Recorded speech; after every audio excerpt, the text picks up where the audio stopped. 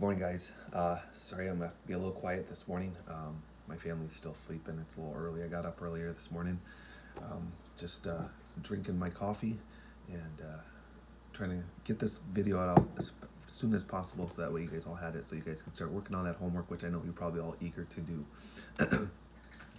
A couple new things for today with regards to your homework. Attached to your assignment this morning, to that sheet, I put a social studies assignment. We're going to be working on this this week. This is just a worksheet. If mom and dad can print it off, that'd be awesome. This is for everyone, kindergarten through fourth grade. If not, just fill out that sheet. Look at the sheet and fill it out on a different piece of paper. You're going to be kind of trying to think about what kind of business, if you had to start a business, what kind of business would you want to start? Would you start a sports shop, a candy shop, a toy shop, a beauty boutique, anything like that? And answer those questions down there.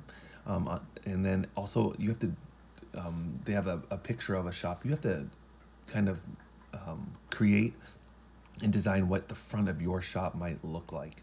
We're going to do some other activities with regards to this, like starting your own business later on in the week. But this is kind of something to get started. I'd love for you to send me that today when you get it done, because I'm really excited to see what everyone's business it's going to be. So take a look at that. If there's questions, let me know. You can also start on your spelling. We're on Unit 25 this week. Try to get that as at least the first page done today. That's just writing the words.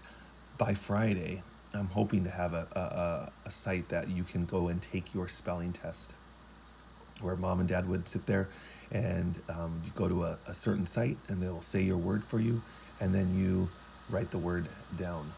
It's pretty simple. And they'll tell you if you got it right or if you got it wrong. So I'm trying to work on that, trying to get more information by Friday. So I would definitely be studying for your spelling test for Friday, just in case we do have that spelling test, okay? So make sure you study those words, all right? Kindergarten, today, in your Super Kids, you're going to be looking at page 6 and 7, and you're going to be working with these 5 letters, the vowels. A, E, I, O, and U. And you got to remember what sound they make. Remember, A is like an apple, ah. E is like an elf, elf, or elephant, eh. I is like igloo, like ig, O is the aw sound, like Oswald. And U, that's the one we just are working on. It's like us, What you're going to do on that page today for Super Kids is you're going to be looking at those pictures there, and you're going to be telling me, they give you 2 choices, and you need to tell me, read both words, and tell me which one goes with the picture. So like the first one, it says g. They have the same ending, and g. One says hug, and one says hog. Ooh, is that a people hugging, or is that a pig? Of course, that's people hugging. So you circle that, hug. So one of them will be circled. You got 2 pages of that. So you got to really read those carefully and take your time with regards to reading them. It shouldn't be too hard, though. I think you'll be able to figure that out. And I'm excited to see how well you're doing. I'm hoping to set up videos with your mom that you and I can sit down and just do some more reading together. All right? First graders, phonics. Today for your phonics class, you just have one little worksheet, page 157 and 158. You, just like I was doing with the kindergartners, you have the 5 vowels, A, E, I, O, U. You see it at the top of the page on page 157. So you need to, so they're right here on the top of the page, okay? And then you need to fill in the letter, which one of those letters to go with each one of those pictures. They give you the first 2 sounds, and you got to fill in the missing vowel letter. And then on the other side, you have to fill in, they give you a picture at the very beginning, and then you need to fill in the bubble next to the one that has the same vowel sound. So if it has, like, the first one is a picture of this. What's this right here? That's my hand. Hand, right? So you need to fill in I think for each one, there's 3 of them that you're going to fill in the bubble for on each line, okay? Shouldn't be too hard. You've done something like that before. In the email that I sent out last night, first graders, for your reading, I sent a YouTube page for your story that you need to be looking at. Someone read the story. It's called Johnny Appleseed. So just go to that YouTube page, watch that story, because you're going to have to watch that story before you do your assignment today. All right? Because on page 181 first, page 183, you need to fill in the bubble with the complete sentence. They give you two choices. You need to figure out which word best finishes it, circle it, and write it in. Now the second page, on page 184, that's where you're going to have to make sure you watch the story beforehand, because in this box at the top, you need to tell me something about Johnny Appleseed that you learned about him in the story. Draw me a picture and color it nice and neat, and then down here, write a sentence telling me what you drew. Don't forget to start with capital letters, and then with a period, all that good stuff. I'm not worried about spelling. Just make sure you do a good sentence. At least I want to see capital letters and periods at the end, okay?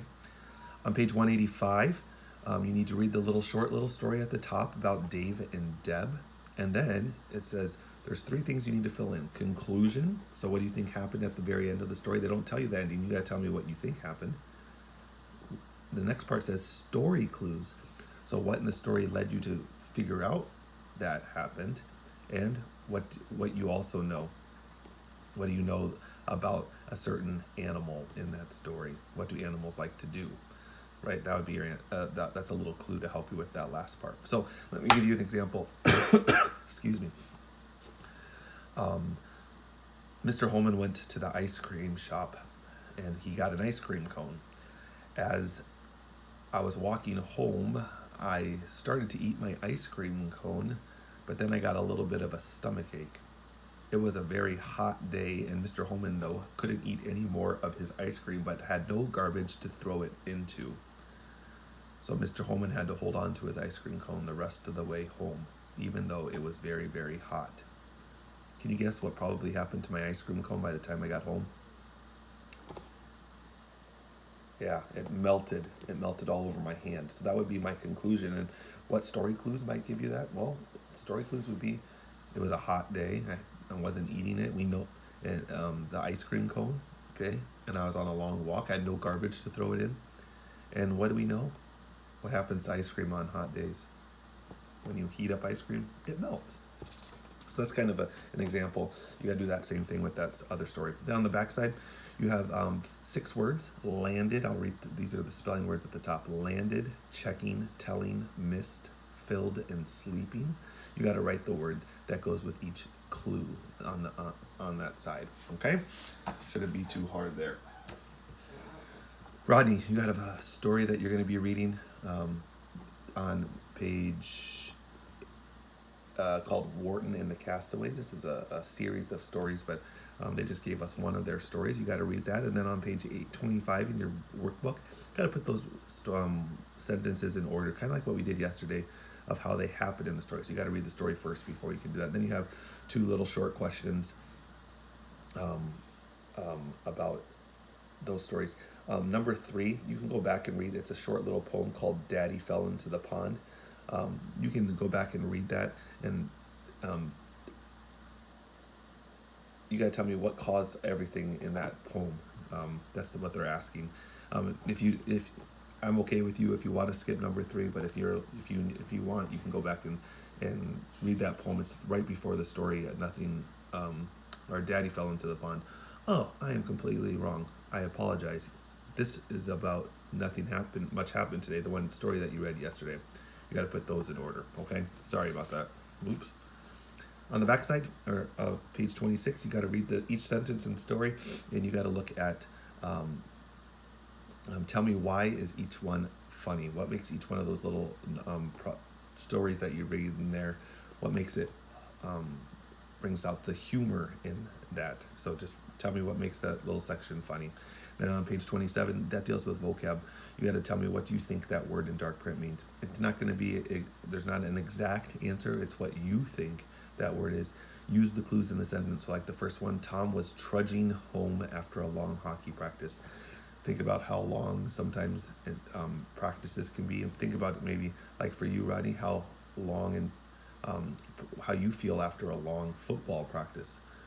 Well, imagine trying to walk home after a practice, especially a long practice. You'd be trudging. So what do you think that means? My guess is He was walking slowly and very tiredly. All right. So if you have any questions, feel free to get in contact with me. Um, on to second graders. Second graders, I totally forgot. I don't know what I was doing. I had it written in there, and I think I accidentally knocked it off somehow it got erased. I don't know on my sheet. But you do have a phonics assignment today. It's page 139 and 140. I apologize. I totally forgot to put it in there as I was looking at it this morning. What you need to do on that page is on the top story, underline all the words that have the sound. It could end in ER, AR, OR, all those. Then answer the 4 questions at the bottom according to that story. And on the back side, look at the picture. And you need to tell me, what does those start with? Or what sound do you hear? Do you hear an or, an an or? These are a little tricky, so you're gonna have to really be careful. An R sometimes. And if you don't know what something is, you can feel free to have your mom or dad send me a quick text with a picture of it, and I'll shoot it back right away, because some of them are a little tricky. Like, let me see if there's anyone that I can see. I think you should be able to get most of these today. But if there is something that you don't know, please feel free to get in touch. Okay. All right. For your reading for you guys today, you guys are going to be doing. Also, you have to read a story in your hardcover book. Read it out loud to an adult or someone older. It's Little Grunt and the Big Egg. It's about a cave family. So make sure you read that. And then on page 57 in your workbook, you're going to find the 4 words that are spelled wrong. They're going to be those vocab words on the side. So read those carefully and find those. And that shouldn't be too hard. Now on the next page, you are going to be taking words and making them show that they own something. So if I said Mr.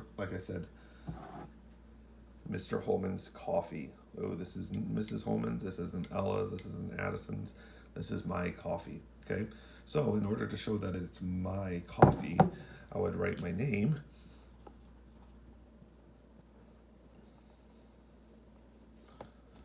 Right? I'd write Mr. Holman, and because it's my coffee, I would add that little apostrophe S. Okay? But now what happens if I was talking about, let's say right now I have 3 cats in my house. Okay?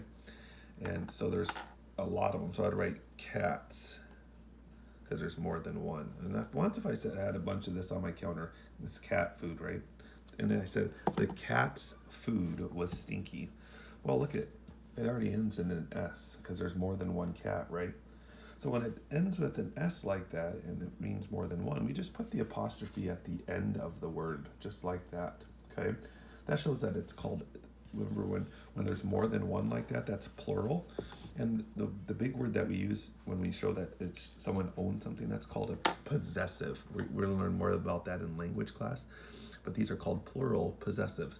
So on the first page on 58, you have to look at the word that is underneath each picture, and if it's plural and ends with S, so like the first one says rabbits, you're going to rewrite that sentence, and because it already ends in S, we just do the apostrophe at the end, just like I just showed you on the board.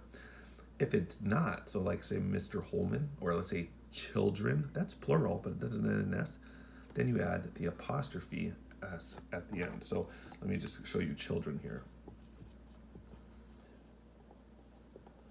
So see, children, yeah, that means more than one child, right? But it doesn't end in S, it ends in N. So I would just add an apostrophe S then, like that. Okay, but if it was the word boys, because there's more than one boys, okay, that ends in S. So I add just an apostrophe at the end, okay? So make sure you please rewrite those sentences on page 58 and nice and neatly, starting with capital letters, and then switch those, make sure you put the apostrophe in the right spot. On page 59, you're going to be reading that short story there, and then they give you a bunch of sentences from that story, and you need to rewrite them and add some extra words to make them more interesting, the sentences. So like the first one, it says, the zoo opened a new snake house. Ooh, that sounds kind of creepy. I'm not a big snake fan. I might say, the awesome zoo opened the scary new snake house. See how it adds a little bit more, makes that sentence a little bit more interesting? That's what you have to do. Rewrite each one of those sentences nice and neatly. Then on the back side, you are going to be going through, and each one of those words each one of those sentences has a word that is missing one of those apostrophes that we are just working on the last page. So you have to do is go through and find the word that owns something. Someone owns something. So let's look at the first one. Mix the dog's food in their bowls. Can you figure out who owns something there? It's actually an animal, the dog. It says the dog's food. So the dog owns the food, right? Whose food is it? It's the dog's. So what you have to do is, but they wrote dogs like this.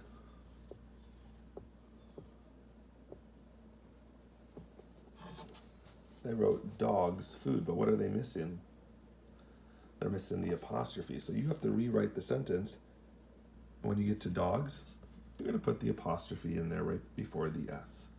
And that's what you're going to do for each one of those sentences. There's only one of them.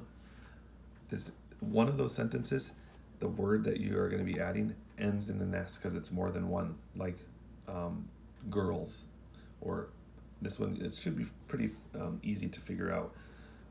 When that happens, you put the apostrophe behind the S. Okay? All right. If you have any questions, feel free to get in contact with me and let me know. Third graders, you have a little bit of a reading assignment today that you have to do. Finish those biographies, starting on page 128. Yesterday you read about Babe Dickerson. Now you're going to read about a bunch of other people like Charles Schultz, the guy who made Peanuts, Bill Melendez, Bessie Coleman, Hank Greenberg. You're going to read about these pretty famous people, short little stories, those biographies, remember, that we talked about yesterday. Then your assignment's a little different. Page 69, this one's all about Babe Dickerson. Okay, so you're going to write Babe Dickerson up on the top where it says facts. Or I guess you could pick any one of those stories, just one of them. Okay, pick your favorite one that you read about. And then in those boxes, they give you 6 boxes. And in each box, you got to tell me a fact about that person, something you learned about that person. Okay, in each one of those. And then at the bottom, you write 2 sentences telling me about those sentences. So those facts, they don't necessarily have to be sentences, I guess you could say. You could write born in 1917, all right? But then at the bottom, you would say, Mr. Holman was born in 1979 in the city of Rapid City, South Dakota. Something along those lines, okay? So you do your favorite one there and tell me all those facts and then do a little conclusion at the end. Then on the next page, page 70, you're going to be write a little shorter version of an opening sentence. So you're going to kind of give me like the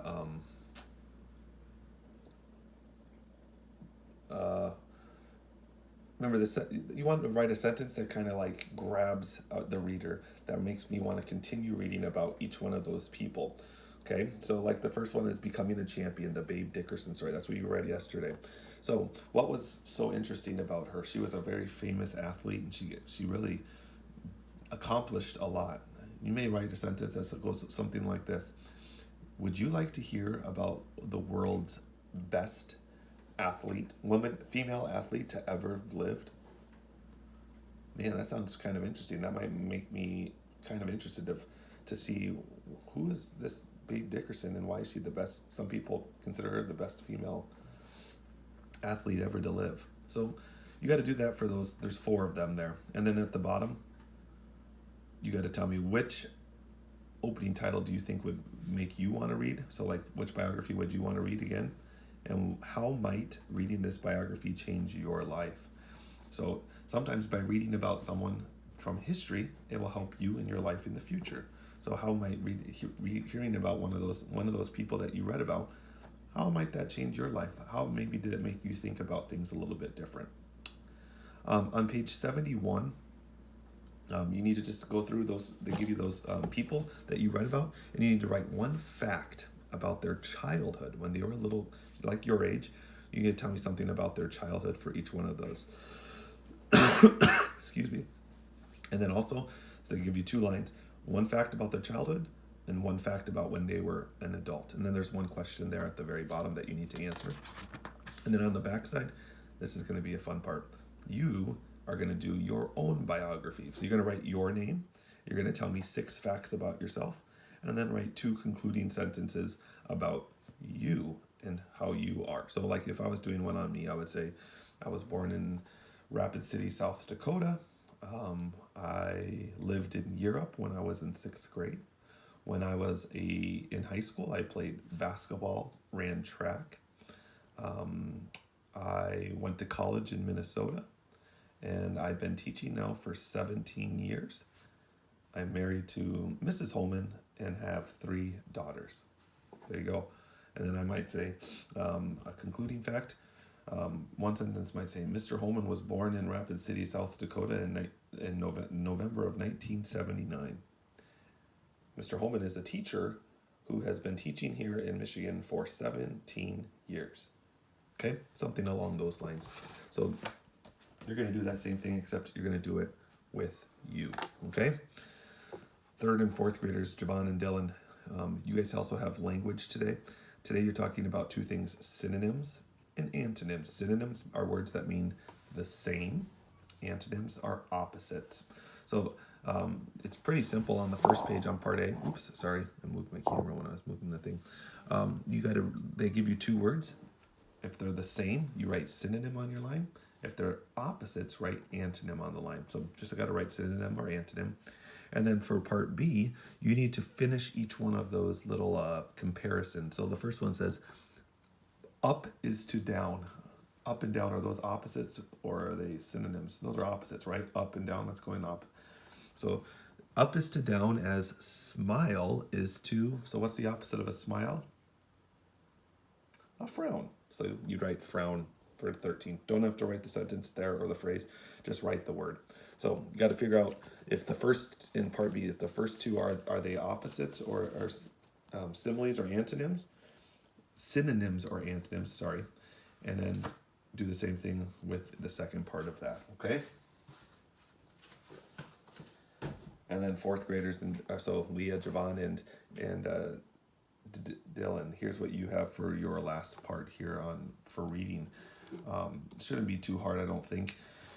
You need to read the story, sing to the stars. I know I talked to Javon and Dylan last night on Zoom app.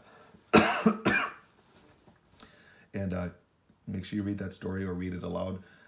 Have mom or dad read it with you about Sing to the Stars. You're going to hear about a pretty cool musician and how he kind of helps this boy out to kind of overcome some fears, and both of them kind of overcome some fears. So you're going to read about that. And then your assignment today, 53, you need to use the words from that story. Amplifiers, those are like speakers. Blaring, that's really like when music is blaring. Mrs. Holman might say, turn down your blaring music, Mr. Holman, because my music is too loud. Classical, that's like, if you think of classical music, I think of like symphony and opera music. Debut, that's when someone performs for the very first time. Murmur, that's when there's like, I always say keep the noise to a murmur at lunchtime. It's a quiet talking, not a lot of loud talking, just a quiet talking of a lot of people. Rhythm, you guys know that boom boom boom boom boom boom boom boom boom boom boom boom. That's rhythm. Strides, it's when you take long steps. Okay. And jazz, that's the type of music, jazz music. You got to use those to fill in the blank, and then on the line below, use 2 of those vocabulary words to write a sentence. Now, on the other page, page 54, this is where it's going to become a little, you got to listen carefully to these instructions. You need to come up with, I'm going to say 3 characters that you heard, and then that goes into 2 main characters. So come up with 3 characters. Excuse me, I had to get something to, my throat's a little dry.